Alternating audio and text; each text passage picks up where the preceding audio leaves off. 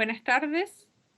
En el marco de las entrevistas que estamos desarrollando en el proyecto POLIS, Observatorio Constitucional de la Universidad de los Andes, tengo el gusto de presentar al invitado de hoy, el profesor Marco Olivetti. El profesor Olivetti es licenciado en Derecho por la Universidad de Roma Tor Vergata y doctor en Derecho Constitucional y Derecho Público General en la Universidad La Sapienza de Roma. Es catedrático de Derecho Constitucional en el Departamento de Derecho, Economía, Ciencias Políticas e Idiomas de la LUMSA y es profesor visitante en distintas universidades francesas, españolas, canadienses, mexicanas, británicas y brasileñas. También ha sido ponente en más de 50 congresos internacionales. Por otra parte, es autor de distintos artículos académicos, libros y capítulos de libros en materias de derecho constitucional. Antes de comenzar, quería agradecerle al profesor Olivetti estar hoy con nosotros y haber aceptado nuestra invitación. Muchísimas gracias a ustedes y es un placer estar aquí. Sí, y buenas tardes. Para comenzar nuestra conversación, profesor Olivetti, queríamos comenzar por algunas preguntas generales sobre el proceso constituyente que estamos viviendo en Chile, el pensar en otros procesos constituyentes, en su opinión, ¿cómo debería ser un proceso constituyente? ¿Qué se debería evitar en un proceso constituyente? ¿Cuáles son buenas prácticas de un proceso constituyente? Bueno, yo iniciaría con dos afirmaciones generales, quizá cuestionables. La primera con una definición muy larga, muy general de lo que debería ser una constitución en el contexto de una democracia pluralista como la que tenemos aquí en Europa y en Latinoamérica. A mi parecer, una constitución es una arquitectura de la convivencia. Y esta arquitectura de la convivencia puede ser construida de maneras diferentes, es decir, puede ser el producto de la historia, de una evolución sin interrupciones a través del proceso histórico, o puede ser construida a partir de un cierto momento histórico. El primero, claro, es el modelo inglés y el segundo es el modelo francés o quizá el norteamericano puede ir en ambos modelos. En mi perspectiva, quizá es un poco paradojal, y esa es la segunda afirmación, los pueblos más afortunados no necesitarían incluso de un proceso constituyente, porque tienen una constitución que es una herencia de las tradiciones, de la historia, y que se consolida y al mismo tiempo cambia, evoluciona con el cambio de las costumbres, de las mentalidades, cambia gradualmente y no necesita de un momento constituyente específico en el cual se pone en escrito todo esto, ¿no? Esa es un poco mi perspectiva en la cual tentaría de situar las observaciones que voy a hacer sobre procesos constituyentes buenos o malos, digamos así. Si nos movemos siempre en la idea, en la perspectiva de una democracia pluralista, yo creo que un proceso constituyente bueno necesite, una vez que se acepte la necesidad de un proceso constituyente, no es desejable, ¿no?, que se active un proceso constituyente. En una democracia consolidada normalmente no se activa un proceso constituyente, pero si hay razones para activarlo, yo muy simplemente diría que se necesitan 3 requisitos mínimos que, por supuesto, están satisfechos en lo que está pasando en Chile, por lo menos en el papel. Primero, elecciones pluralistas para elegir el órgano que tenga el encargo de elaborar la Constitución. Y aquí yo tengo un antimodelo. Es más fácil decir lo que no consideramos como un modelo de constituyente. Es la constituyente chavista de 99. Elegida con un sistema que al final la transformó en un constituyente de partido. Entonces, elecciones pluralistas, sea en el proceso de participación a la elección, sea en la composición de la Asamblea Constituyente. Lo ideal sería que la constituyente no tenga mayoría, entonces que la pluralidad de la sociedad sea reflejada en la presencia de varias posiciones políticas en partidos, grupos, movimientos. Segundo elemento podría ser, y es el concepto para mí central en todo el discurso, un espíritu de compromiso, es decir, que estos elementos que componen la sociedad y que se reflejan en la elección de la constituyente tengan una abertura hacia el compromiso. Compromiso en dos sentidos, ¿no? Porque compromiso significa, a mi parecer, de un lado buscar mediaciones, aceptar que cada fuerza no tenga todo lo que desea en principio, que acepte las razones de los demás buscando puntos de encuentros. Y quizá, pero también una segunda significación de la palabra compromiso, que viene del latín cum promittere, que se puede entender también como prometer juntos, tomar el compromiso de trabajar juntos en el futuro, por lo menos como construyendo un marco, la arquitectura de la convivencia, en la cual son posibles y fisiológicos los desacuerdos, los contrastos, los conflictos, pero tienen una canalización institucional en un compromiso común, ¿no?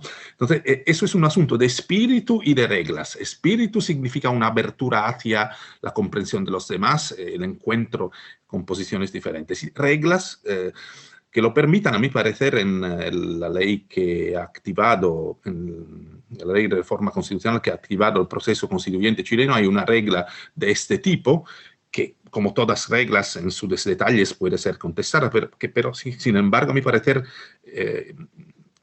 da cuerpo a esta idea, y esta regla es la regla de los 2/3, ¿no? De una mayoría calificada para tomar, ya veremos si las decisiones más importantes o solo las decisiones de procedimiento de la constituyente, pero porque eso obliga a las fuerzas políticas a construir consensos con las diferentes fuerzas políticas. El tercer requisito podría ser una confirmación popular.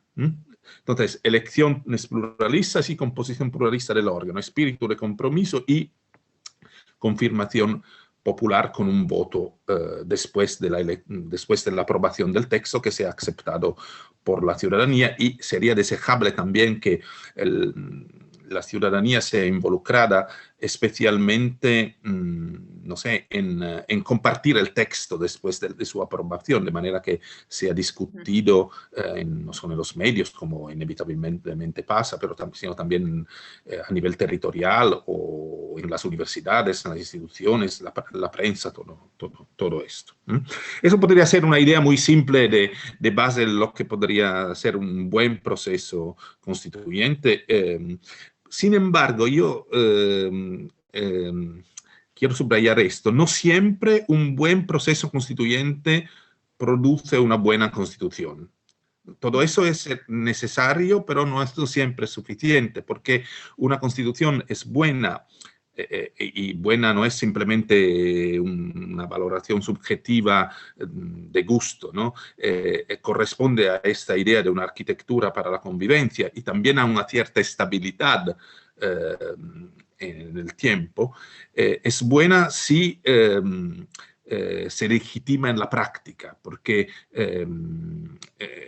las constituciones que funcionan son las constituciones que en la práctica son aceptadas y reglamentan los conflictos, haciendo de manera que se evite la violencia, el extremismo, y en este cauce sea situada la vida de la sociedad y sobre todo la vida política.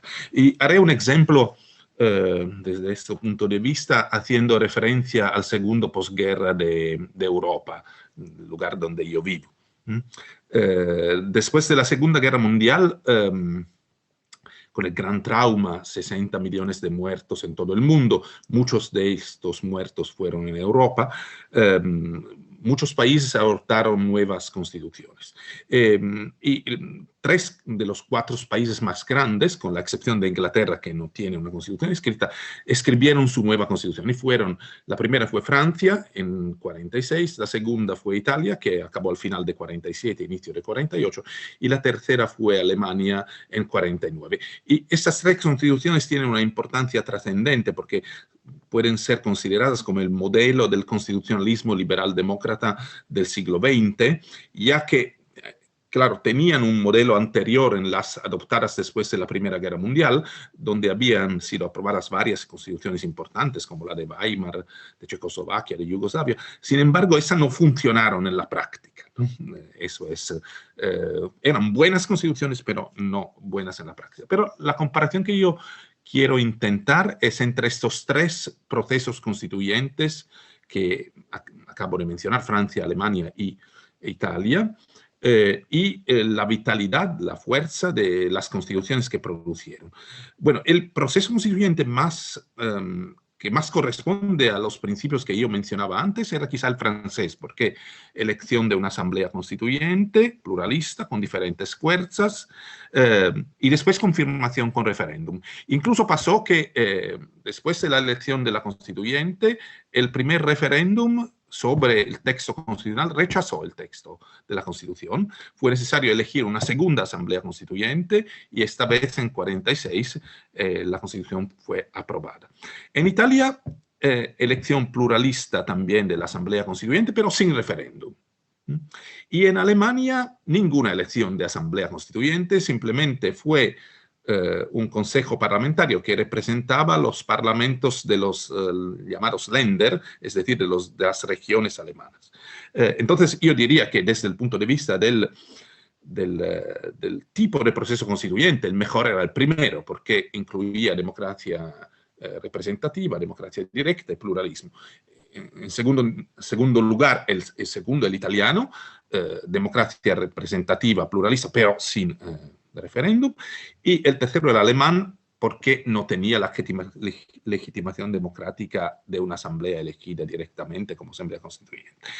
Sin embargo, el resultado, si yo debiera decir cuál es la mejor constitución, yo haría el orden opuesto, es decir, la mejor constitución por el constitucionalismo europeo ha sido la alemana, segundo la italiana, y último la francesa, que fue derogada ya después de solo 12 años, no sobrevivió a la práctica, mientras que las 2 demás sobrevivieron a la práctica, y la alemana es un modelo de nivel mundial, diría el modelo de elaboración del constitucionalismo liberal-demócrata de segunda posguerra. Eso para relativizar y para decir que, bueno, necesitamos un excelente proceso constituyente, sin embargo, es necesario que el espíritu de compromiso, de convivencia, sea prolongado después de la entrada en vigor de la Constitución y continúe guiando.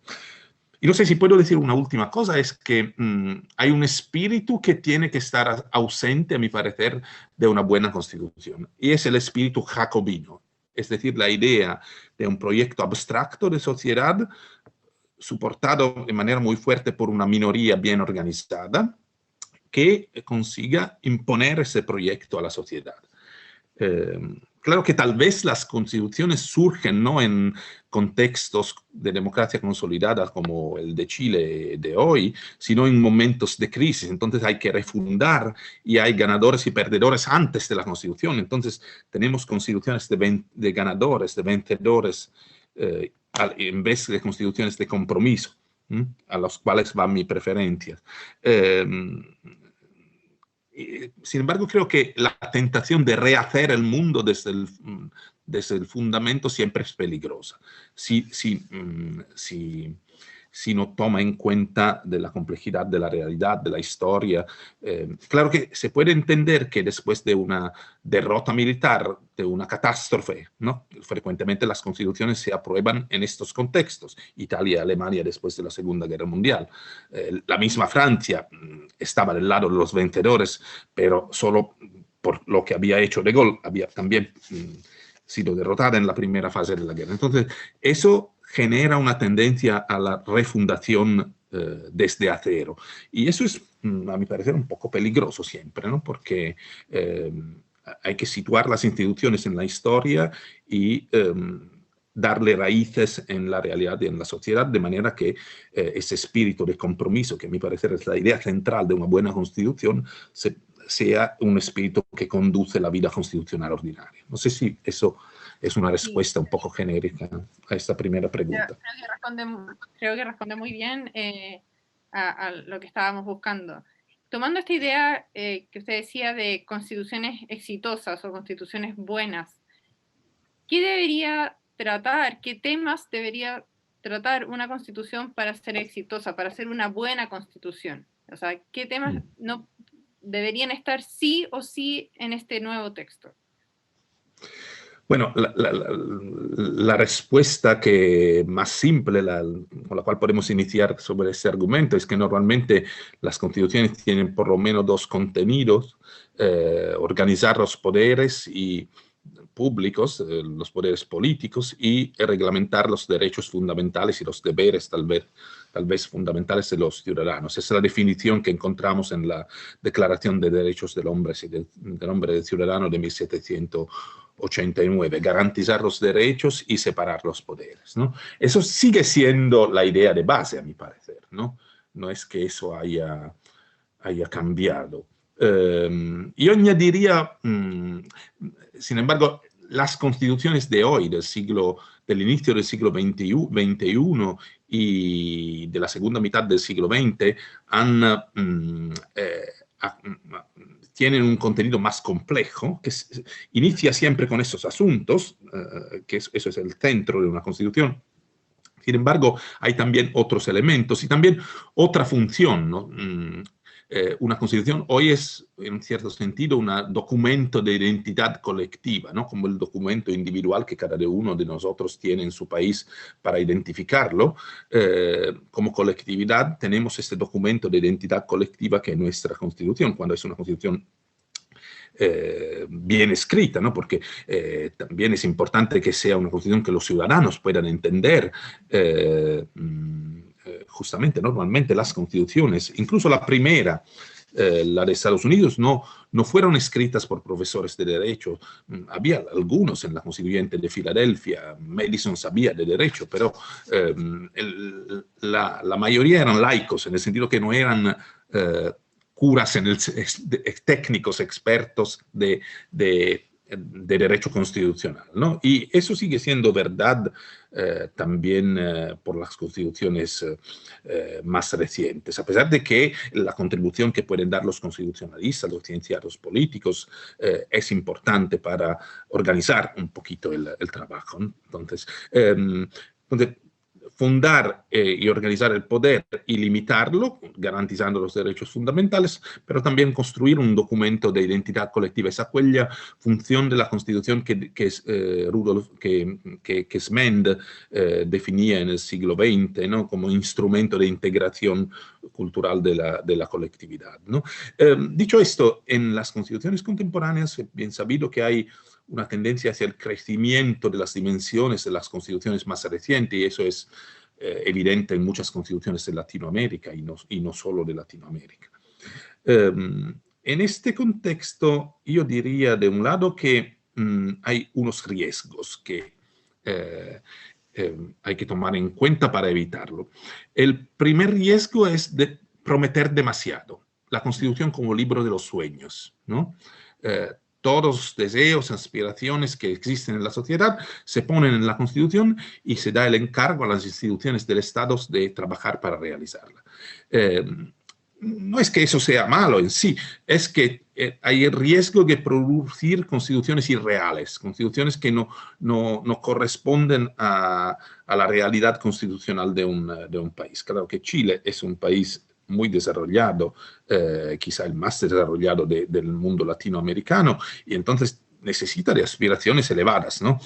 Se habla también de aspirational constitutions, ¿no? Constituciones que tienen una aspiración de transformar la sociedad en sentido mejor. Bueno, un poco de sueños son útiles, demasiados, como todas cosas, producen irrealidad, ¿no? Y frustración tal vez, ¿no? Porque cuando una persona se despierta de un sueño demasiado bueno, el riesgo es que conteste todas las instituciones como una mentira respecto al sueño.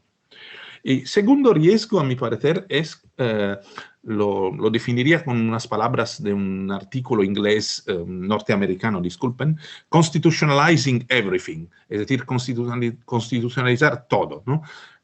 Eso normalmente pasa en la jurisprudencia. Hoy frecuentemente podemos ver que la jurisprudencia constitucional tal vez reconoce una dimensión constitucional a cualquier asunto. Pero en el texto de la Constitución eso es más peligroso, ¿no? Por dos razones. Primero, porque transforma la Constitución en algo que no solo es un libro de los sueños, entran en asuntos de menor importancia y sobre todo el riesgo es de jurisdiccionalizar todos esos problemas, sustrayéndolos a la dialéctica política, ¿no? En este caso es el riesgo de un libro de los sueños que es una fotografía de las aspiraciones de la sociedad en un cierto momento. Sin embargo, esta sociedad evoluciona y cambia y hay que evitar de cristalizar de manera excesiva el proyecto de sociedad. Y el tercer riesgo, claro que esos tres riesgos son también oportunidades, pero el tercer riesgo es el riesgo del supermercado del derecho comparado. Eso se decía ya de la Constitución Española de 78, ¿no? Como es la última de las grandes constituciones europeas del posguerra, se dice que ellos tomaron algo de la Constitución alemana, algo de la Constitución francesa, algo de la italiana, poco afortunadamente por ellos, pero algo también de la italiana, algo muy poco de la portuguesa, y construyeron una constitución un poco profesoral. Allí hubo una contribución muy importante de las élites, de técnicos, pero de gran calidad, ¿no? Fueron capaces de hacerlo muy bien y no siempre llegaron a la combinación mejor. Hoy el supermercado del derecho comparado es mucho más grande respecto a 1978. Es como comparar un supermercado de 1978 con un supermercado de hoy, ¿no? En el supermercado de hoy, en un Carrefour o no sé, el tipo de supermercados que están en todo el mundo, en Chile como en Italia, hay productos de todo el mundo. Entonces encontramos la novedad de Tailandia como la de México o la de Suecia o de Sudáfrica, África del Sur. El riesgo es de alejarse de la realidad concreta del país. Entonces, el derecho comparado es muy útil si ayuda a verificar que los proyectos, las ideas que salen en una constituyente, cómo han sido estructurados, si han funcionado o no han funcionado, y después de todo, para tomar ideas, porque siempre es útil. Pero hay que tener un cierto sentido de moderación en esto. Esos son tres riesgos, como decía, que son también oportunidades, ¿no? Si vamos a los contenidos más específicos, yo diría que mirando las cosas desde afuera, pero habiendo viajado a Latinoamérica varias veces y entre otras cosas a Chile, quizá puede ser una oportunidad el proceso constituyente para hacerle un check-up al presidencialismo, ¿no? Porque la forma de gobierno siempre es el corazón de las constituciones. Es el núcleo de normas alrededor de los cuales las constituciones han crecido en los últimos siglos. Hacerle un check-up al presidencialismo no creo para verificar si hay alternativas mejores. Yo prefiero para mi país el régimen parlamentario, pero creo que es muy difícil pasar de un modelo al otro, ¿no? Porque alrededor de esos modelos se construyen costumbres de la clase política y parlamentarizar las costumbres de una clase política construida en un contexto presidencial y al revés de presidencializar las costumbres de una clase política construida en un contexto de régimen parlamentario siempre es muy complicado y se necesitaría un consenso muy grande que no sé si puede existir. Pero sí hacerle un check-up a la manera en la cual el presidencialismo, que en Chile es muy bien equilibrado, es estructurado, ¿no? Eso ya se ha hecho en los últimos 20, 30 años, ¿no? Pero quizá la constituyente puede ser una oportunidad para ir de nuevo sobre este asunto. al lado de eso, quizá se podría pensar en temas como la democracia y las instituciones en la era digital, también porque estamos en este periodo de pandemia en el cual el elemento digital de nuestra vida ha sido valorado mucho, pero ver cómo esto puede impactar en las instituciones. Además, dos temas que, claro, la doctrina chilena ha debatido mucho, entonces no digo nada de novedoso. De un lado, todo el macro tema del ambiente, del desarrollo sustentable, y el tema de la calidad democrática, del buen gobierno, de la lucha contra la corrupción, a pesar de que Chile es un modelo por esto en Latinoamérica, pero nunca llegamos a un punto en el cual podemos estar satisfechos sobre estos temas. Entonces, esas son algunas ideas.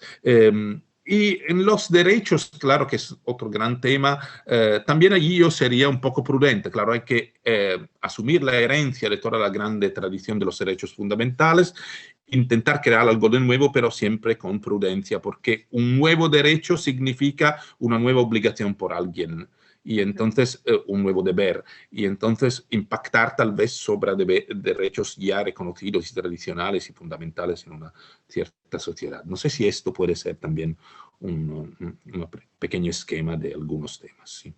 No, creo que ha sido muy útil este listado de esboce de temas, ¿sí? Y sin querer caer en esta tentación del supermercado, igual queríamos preguntarle por experiencias europeas en respecto de algunos temas, ¿ya?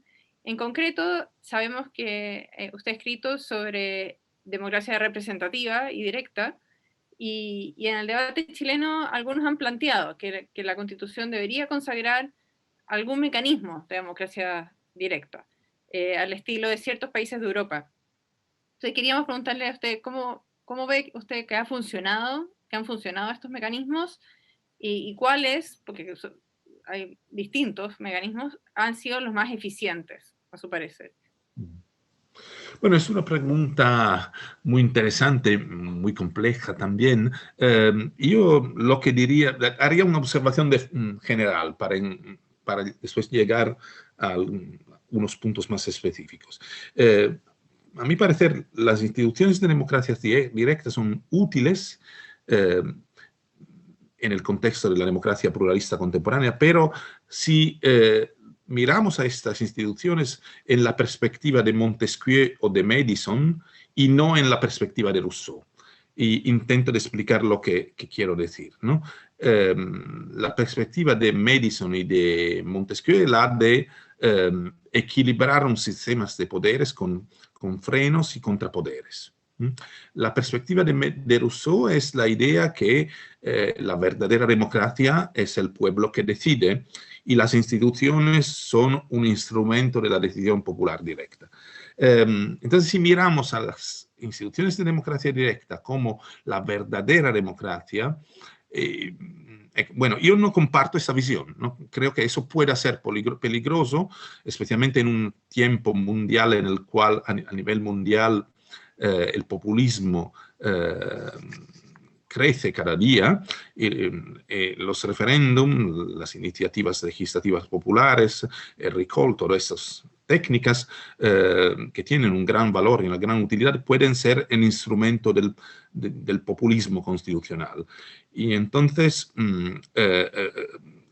son técnicas muy útiles, pero depende de la perspectiva de conjunto con la cual se mira a esas técnicas. Si son técnicas para controlar a los gobernantes, para darle a los ciudadanos una voz más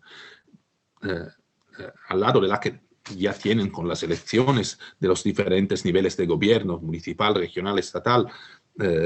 Bueno, eso es un elemento de integración muy útil. Si es una alternativa a la democracia representativa, eso me parece incluso peligroso, ¿no? Esa es la primera observación. Y la segunda que haría es que, eso es también una observación general, ¿no? Yo tengo una preferencia para los instrumentos de decisión popular que operan desde abajo hacia arriba y no al revés. Es decir, prefiero los referéndums de iniciativa popular, bottom-up, y tengo mucha sospecha de los referéndums convocados por los gobernantes. ¿Mm? En Italia aquí utilizamos una terminología diferente de la de Chile porque llamamos plebiscitos las decisiones de iniciativa de los gobernantes y referéndum las que salen desde abajo. He visto que en el caso de Chile se ha utilizado la palabra plebiscito también por el referéndum de entrada y por el de salida del proceso constituyente, que claro, sí, tienen esta característica, pero no son la iniciativa simplemente de un gobernante, es un proceso mucho más complejo. Entonces,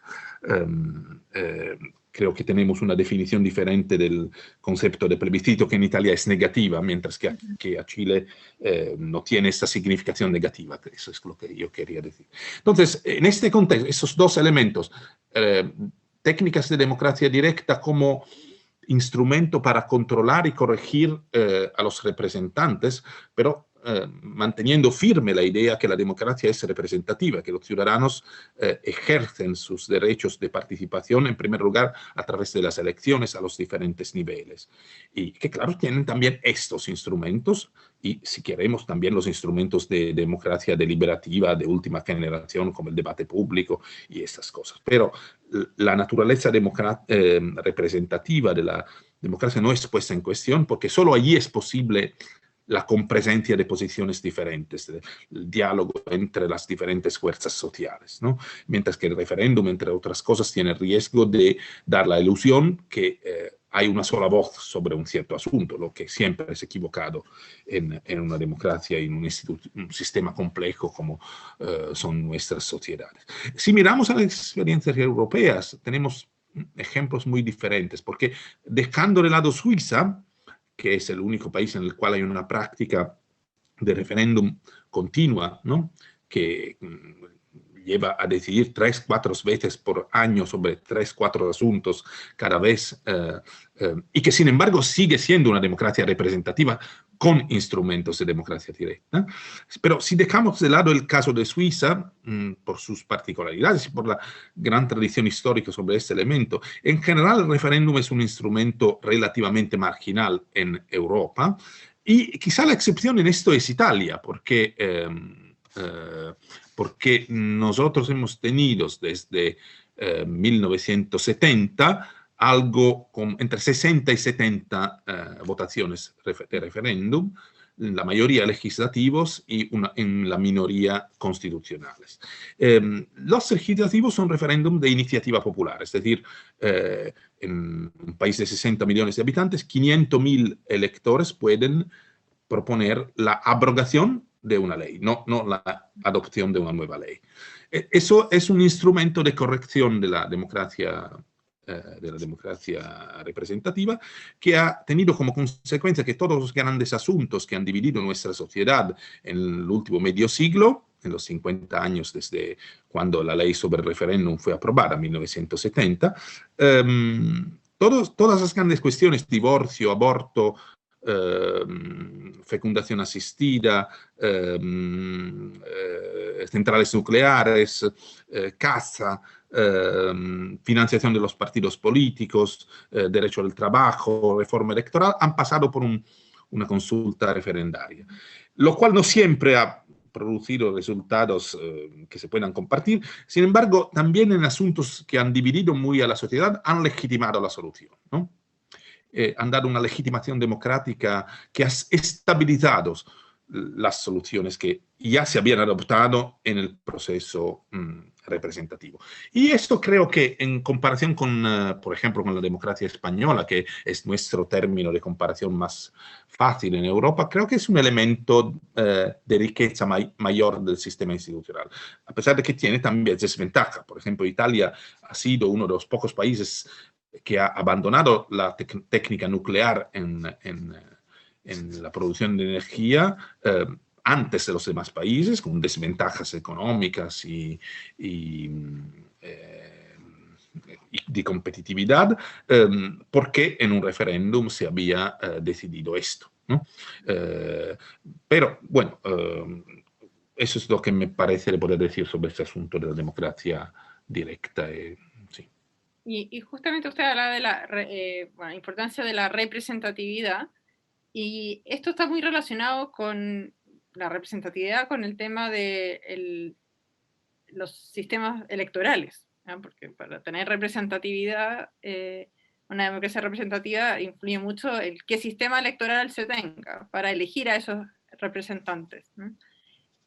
Hace unos pocos años en Chile hubo un gran cambio en que se implementó un sistema con menos distritos electorales, aumentando la extensión de los distritos.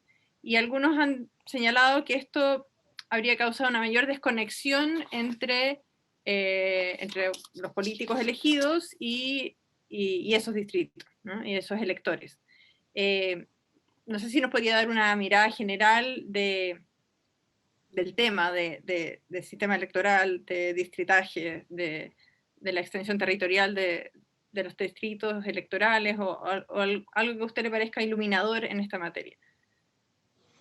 Sí, me parece que la experiencia de Chile desde ese punto de vista es muy específica, ¿no? Tiene muchas particularidades, seguramente respecto a Europa y quizá también respecto a los demás países de América Latina, especialmente por el sistema electoral binomial que ha existido antes de esta reforma, que sin embargo ha tenido unas ventajas, ¿no? Como la de limitar la formación de mayorías y obligar a las fuerzas políticas nacionales a buscar compromisos. Pero claro, no es un sistema que se pueda recomendar en una situación normal, ¿no? Lo que, no sé, disculpen, he tocado algo y tengo que ponerme de nuevo, sí. ¿Me entiende? Sí, sí. ¿Todo bien? Ahora ¿Me entiende? Un poco congelada la imagen, pero ahora sí volvió. Sí, ahora sí. Sí, disculpe.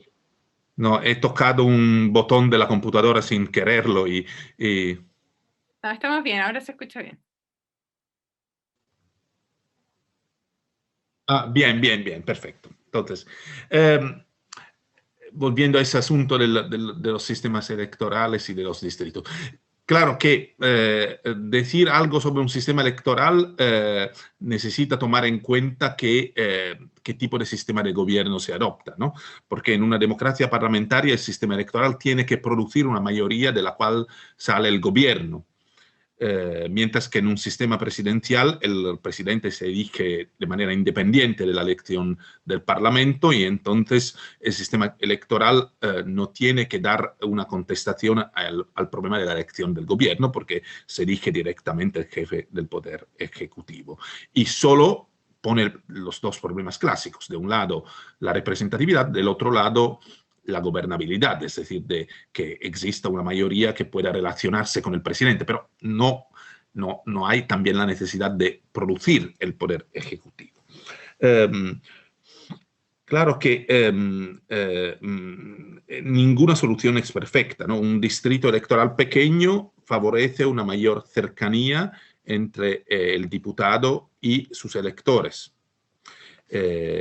Un distrito electoral más grande permite más la representación de las minorías en aquel distrito. En alternativa, se podría imaginar un sistema de distribución a nivel nacional de los diputados y los senadores. Eso es lo que pasa aquí en Italia, donde tenemos una fuerte tradición proporcionalista y nuestro sistema proporcional en general siempre ha sido un sistema proporcional con cálculo nacional de la distribución de los votos entre los partidos. Y eso porque el centro del sistema eran los partidos por mucho tiempo. Entonces, si los diputados son elegidos solo en su distrito, entonces no hay una recuperación nacional de los votos de las minorías. Yo creo que sería aconsejable en un país en el cual, como en el caso de Chile, los clivages, las líneas de distinción, para utilizar la palabra francesa, al interior de la sociedad no son solo los clivages territoriales, sino también son clivages de otro tipo, de tipo ideológico, de distancia ciudad-campo o de costumbres, que esos clivajes se reflejen en decisiones más grandes que permiten más fácilmente la presencia de las minorías de aquel territorio, y no solo de las fuerzas políticas más importantes de una cierta región. Entonces, mi preferencia personal es favorable a distritos más grandes. Claro que entiendo que eso produce un alejamiento, es posible que produzca un alejamiento entre el diputado y el territorio en el cual es elegido. Usted también ha escrito sobre religión en la esfera pública, y en el debate algunos consideran que la laicidad es la única forma aceptable cuando existe separación de iglesia y Estado. No sé qué nos podría decir de la experiencia europea en este ámbito de las relaciones entre iglesia y Estado y cómo se pueden articular. Sí, la experiencia europea es una experiencia de gran variedad desde este punto de vista. Tal vez se dice que el modelo de la laicidad del Estado es el modelo común a toda Europa, pero esta afirmación es aceptable solo si se entiende la laicidad en un sentido muy genérico, muy general, ¿no? Como distinción entre la esfera política y la esfera digamos, entre la esfera civil y política de un lado y la esfera religiosa. Bueno, en ese sentido, eso es la laicidad, sin que sea necesario utilizar este nombre, es a la fundación, a la base de nuestra sociedad occidental. Ya en la Edad Media, la distinción entre el poder civil del emperador y el poder religioso de la Iglesia, entonces de la Iglesia católica, antes de la división de la cristianidad, era un elemento que caracterizaba la estructura política europea, ¿no? Donde nunca ha existido un sistema teocrático. Pero la laicidad es la regla necesaria solo en ese sentido, porque al interior de esta distinción de órdenes entre esfera civil y esfera religiosa, existen diferentes modelos de relación entre el Estado y los poderes públicos de un lado y las confesiones religiosas del otro. Aquí en Europa, repito, este modelo francés de la separación estricta entre Estado y entonces Iglesia Católica, hoy confesiones religiosas de diferentes tipos, es el modelo francés que ha sido exportado también en otros lugares y que sin embargo en la misma Francia tiene excepciones, porque es algo que normalmente no se conoce fuera de Europa, pero Francia, que es el país donde ese modelo se ha afirmado de manera más pura, tiene dos regiones, Alsacia y Lorena, que todavía tienen el concordato de Napoleón, porque estas regiones estaban bajo un régimen de cooperación entre el Estado francés y la Iglesia, en el momento en el cual, después de la guerra entre Francia y Prusia, entraron a hacer parte del Imperio Alemán en 1870, y el Imperio Alemán guardó esta forma de reglamentación de la relación entre Iglesia y Estado, y cuando esas provincias volvieron a Francia después de la Primera Guerra Mundial, Francia había abandonado el modelo de cooperación adoptando la laicidad, pero preservó la cooperación para esas dos regiones porque eran dos regiones más católicas que el resto del país. Entonces, la misma Francia tiene un sistema plural a su interior. Hay la regla de la laicidad como separación estricta de poderes, pero en dos regiones hay el modelo de concordato que, por ejemplo, tenemos todavía en Italia, en España y en Alemania, ¿no? Yo creo que el modelo del concordato, es decir, de la cooperación paritaria para los asuntos mixtos, es un modelo más evolucionado, más desarrollado del modelo francés, pluralista. Claro que en las naciones que en el pasado eran casi monolíticamente católicas, como era Chile, como era Italia en el pasado, este modelo podía no ser en el pasado suficientemente de garantía para las minorías religiosas, pero en ese contexto de hoy, en el cual hay una cierta pluralidad también en las naciones católicas tradicionales, así como en las protestantes, ese modelo se puede extender a la cooperación entre el Estado y las demás confesiones religiosas, como ha pasado en Italia y desde el inicio en Alemania, que es un país con pluralidad religiosa desde el siglo XVI. Entonces, yo tengo una preferencia para un sistema que de un lado reconozca, quizá también a nivel constitucional, como pasa en mi país, la relevancia de los cultos que existen en la sociedad, especialmente cuando esos cultos tienen una larga tradición histórica, en el cual siempre han sido presentes en esos países, ¿no? En el caso de Italia, la Iglesia Católica. Y el concordato como instrumento de relación para regular asuntos de interés común entre el Estado y la Iglesia. Yo prefiero este modelo, con una advertencia que hoy este modelo tiene que ser extendido a las demás confesiones religiosas que existen, a pesar de ser minorías en sociedades como las nuestras, básicamente católicas.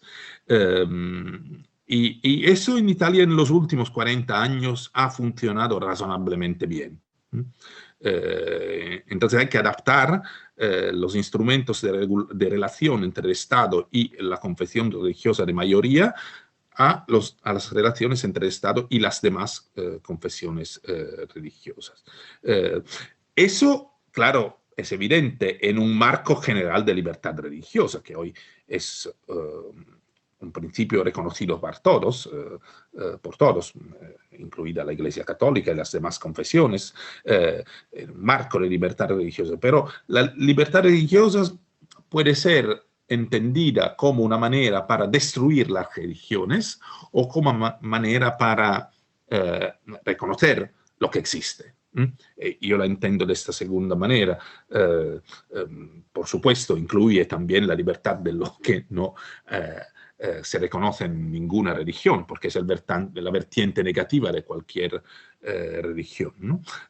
Pero eso es el punto de inicio de todo discurso, la base de todo discurso. El centro es la libertad religiosa con el máximo derecho de crítica de las instituciones que existen, el reconocimiento de toda la pluralidad. Pero en este contexto también reconocer las realidades que existen con su especificidad institucional, que caracteriza la Iglesia Católica, sin embargo, hoy caracteriza muchas confesiones protestantes antiguas y nuevas, y entonces creo que un mecanismo relacional es un mecanismo más desarrollado, más avanzado de la laicidad. Dicho esto, también la laicidad francesa está evolucionando, se cuestiona continuamente y también el gobierno actual se plantea el problema de cómo gestionarla en la relación, por ejemplo, con el Islam, en el caso francés. Y entonces tampoco el modelo francés es un modelo tan cerrado como tal vez se piensa, especialmente en algunas partes de Latinoamérica, ¿no? Entonces esa alternativa de modelos diferentes sigue existiendo, sin embargo los modelos han ido también un poco acercándose el uno al otro, ¿no? Y han ido perdiendo un poco los elementos más extremos, ¿no? El modelo de la laicidad ha perdido su característica antirreligiosa que tenía, anticatólica que tenía al inicio, pero sigue siendo caracterizado por la idea que la religión es un asunto privado. Mientras que el modelo de la cooperación mueve de la idea que la religión es un fenómeno social, claro, en primer lugar individual y de conciencia y privado, pero no solo esto, tiene un reflejo social, claro que no tiene que debe evitarse de traducirlo en mecanismos que sean de fuente de obligaciones para los que no se reconocen en una confesión religiosa, pero y eso es un asunto de libertad religiosa, pero es, a mi parecer, más adapto a una sociedad pluralista, una vez que se extenda este mecanismo de la cooperación entre el Estado y las confesiones religiosas, con la forma de concordato o mecanismos similares, que se extienda a las confesiones minoritarias. Muchísimas gracias por la respuesta, muy esclarecedora. Efectivamente, a veces en Latinoamérica creo que consideramos el modelo francés como un modelo puro, como quizás fue en sus orígenes, y no se toman en cuenta estas distinciones que existen. Quería agradecerle por todo este rato que hemos estado conversando, ya casi una hora de conversación con el profesor Olivetti. Ha sido un gran placer para mí, por mí también. Hay muchos temas que podríamos seguir conversando eternamente, ojalá que en otra oportunidad podamos hacerlo, pero solo terminar con agradecerle nuevamente por haber querido participar en este proyecto que tenemos en la Universidad de los Andes, y invitarlo a seguir conectados en el futuro. Muy bien, muchas gracias, ha sido un gran placer. Felicidades por este proyecto y pido disculpas por los errores de español, sobre todo, que como no es No, al contrario. Perfecto. Muchas gracias.